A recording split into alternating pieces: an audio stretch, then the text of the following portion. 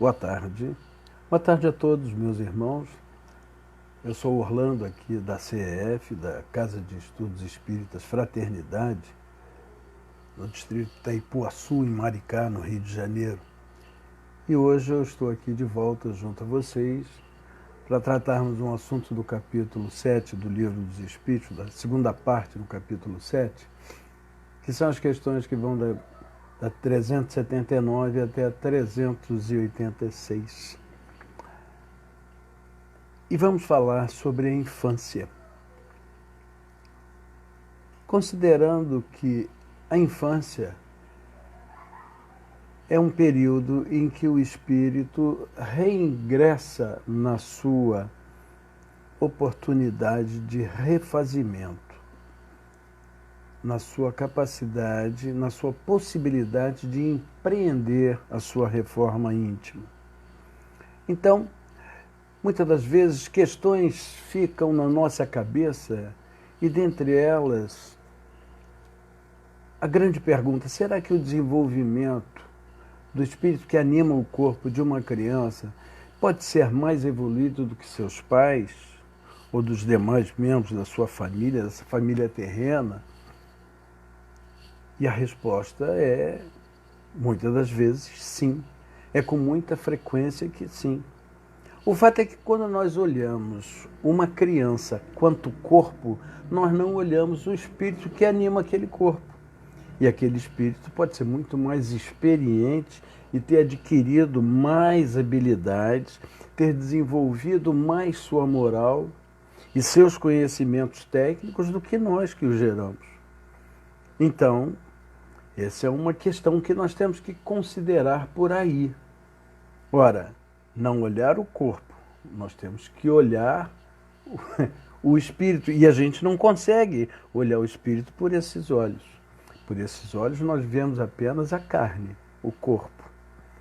Então, se nós olhamos o corpo, nós olhamos para um coitadinho, um inocente que nada sabe, não é?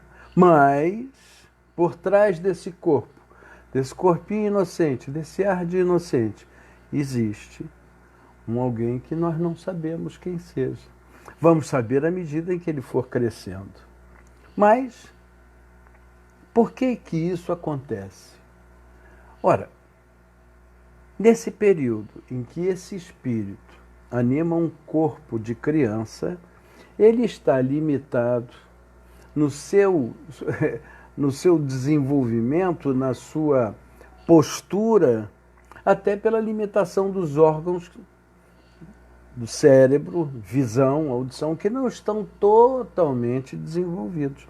Então, nessa oportunidade, também esse espírito, que pode ser um espírito extremamente revoltado, ele, com essa doçura, esse ar de inocência que ele traz quando pequeno, ele gera por parte dos pais, avós, tios, irmãos, carinho, amor, que ele tanto precisa para encontrar um trilho, um rumo para uma nova vida, para uma nova oportunidade. Aquela oportunidade que ele tanto clamou de se refazer.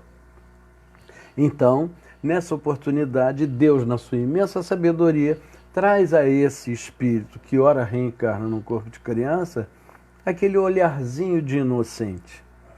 Aquele olharzinho que todo mundo chega, aqui, Bilu, Bilu, Teteia, que bonitinho, a cara do papai, coisa nenhuma. É um espírito que está ali que a gente não sabe quem é.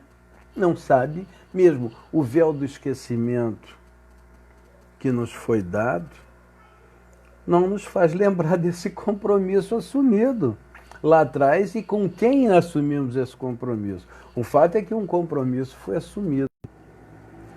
Esse compromisso foi assumido. E nós vamos continuar seguindo por aí.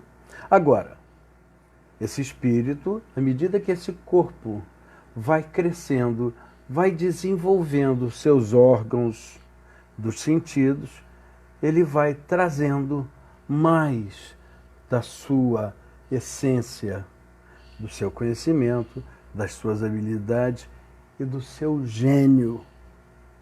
Ora, mas Por que tem crianças que se revelam extremamente sábias, com grande conhecimento? A gente está vendo aí toda hora crianças de 3 anos, 4 anos, 5 anos, tocando piano maviosamente.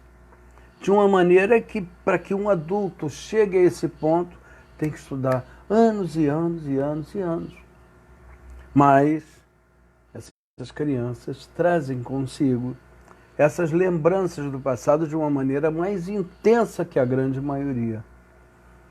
E não só nessas artes musicais, cênicas e teatrais, de escritura, de poesias, mas nas ciências. Outro dia assisti um vídeo de um garotinho de 5 anos na cabine de um avião a jato dando aula de aviação para os pilotos. E ora, para um piloto chegar a ser comandante de uma aeronave de passageiros de grande porte, são muitos anos de estudo, muitas horas de voo, e o garotinho estava dando aula. Olha, se você tiver isso, usa aquilo, se você tiver assim, faz assim. E o piloto perguntava para ele e ele respondia com todo o domínio de uma técnica. Da onde? Com certeza, alguma coisa que ele trouxe na sua bagagem.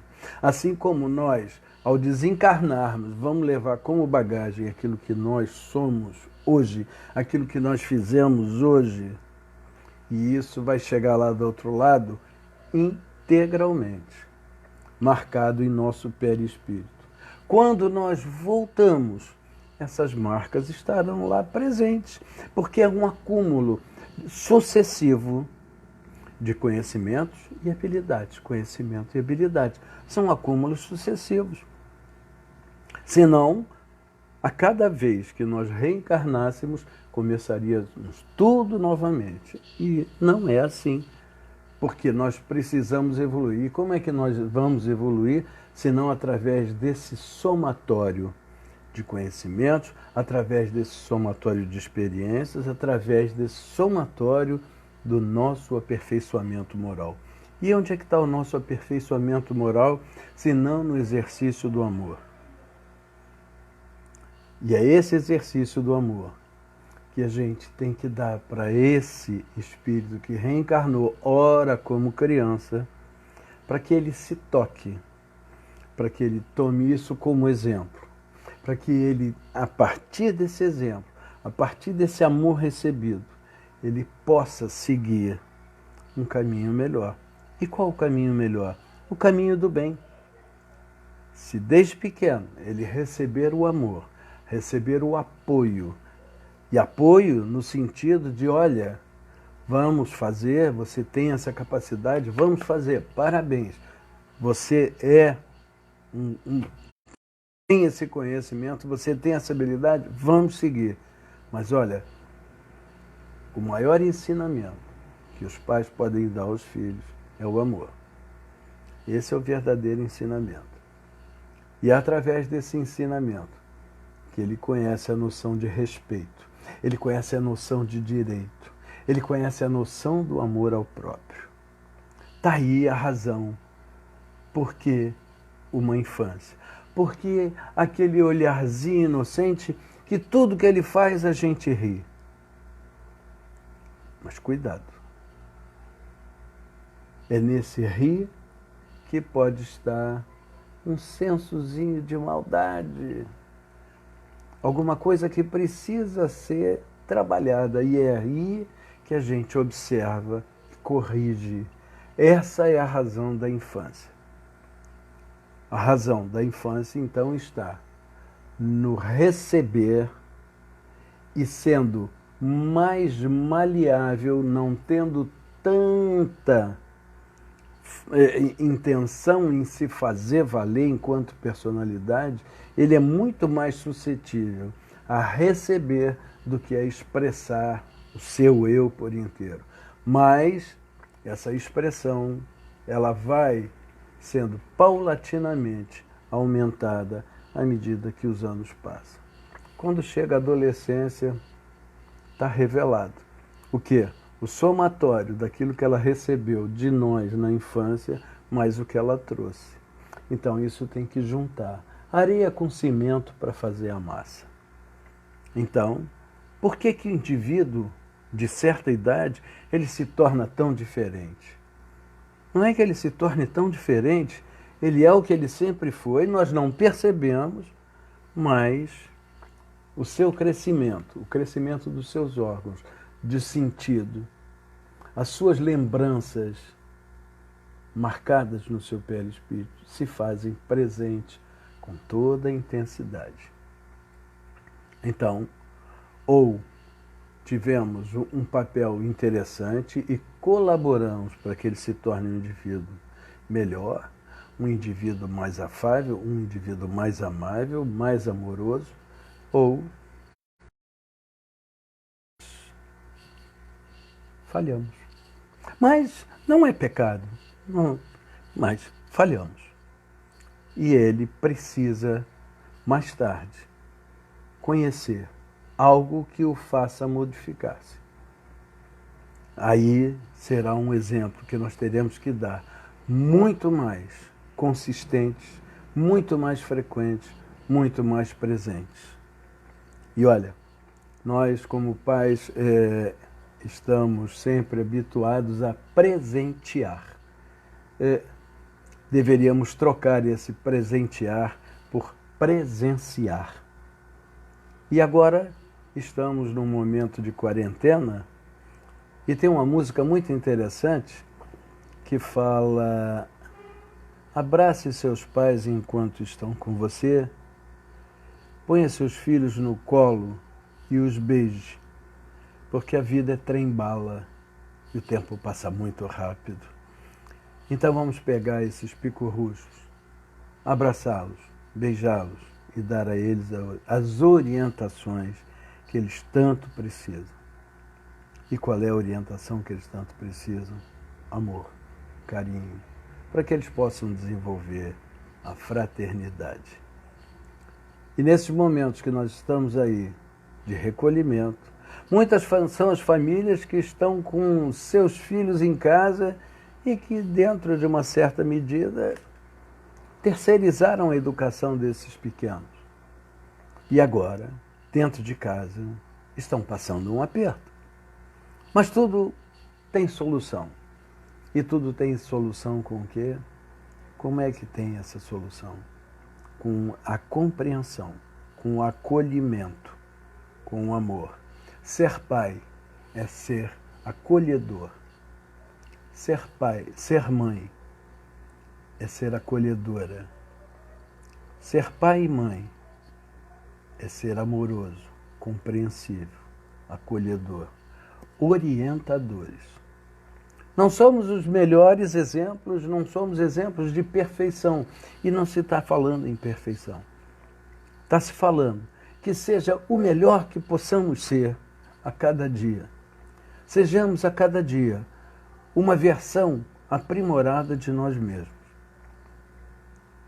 Para que eles sigam esse exemplo.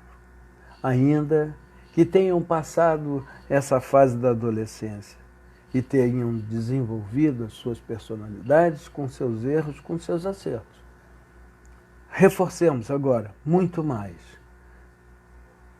para que possamos tê-los num caminho muito feliz. Obrigado a todos, muito boa noite e espero que tenha conseguido levar a vocês porquê da razão da infância. Boa noite a todos, até breve.